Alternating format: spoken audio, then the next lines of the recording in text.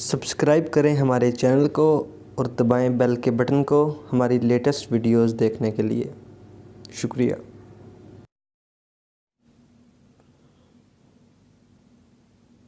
بسم اللہ الرحمن الرحیم۔ جی ناظرین السلام علیکم۔ اس ویڈیو کو شروع کرنے سے پہلے آپ سے گزارش ہے کہ میرے چینل کو ضرور سبسکرائب کیجئے اور بیل کے بٹن کو دبائیے تاکہ آپ لیٹسٹ ویڈیوز حاصل کر سکیں۔ ناظرین آج کا ہمارا ٹاپک ہے کہ ہم اپنے گناہوں کو کیسے معاف کروا سکتے ہیں نبوی نسخہ کے ذریعے۔ ناظرین ہر انسان زندگی میں کوئی نہ کوئی گناہ کرتا ہے، تو اللہ تعالیٰ نے اسے معاف کروانے کے لیے بھی ہمیں بہت سے طریقے بتائے ہیں۔ ان طریقوں پر عمل کر کے ہم اپنی زندگی کو آسان کر سکتے ہیں اور اللہ تعالیٰ سے اپنے گناہوں کی معافی مانگ سکتے ہیں۔ ناظرین نماز، روزہ، زکوٰۃ، حج یہ ہر مسلمان پر فرض ہے، یہ ہمیں کرنا چاہیے۔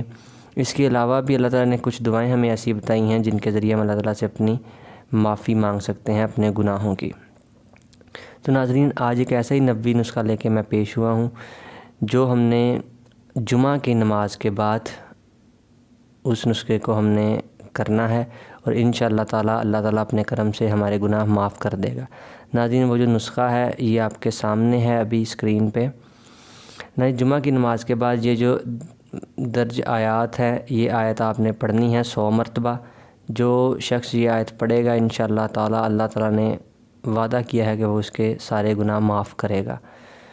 تو ہمیں ان دعاؤں کو کرنا چاہیے تاکہ اللہ تعالیٰ سے ہم اپنے گناہوں کی معافی مانگ سکیں، اور جو بھی کام ہم دنیا میں غلط کیے ہیں انہیں ہم معاف کروا کے اپنی آخرت کو اچھا کر سکیں۔ ویڈیو دیکھنے کا شکریہ۔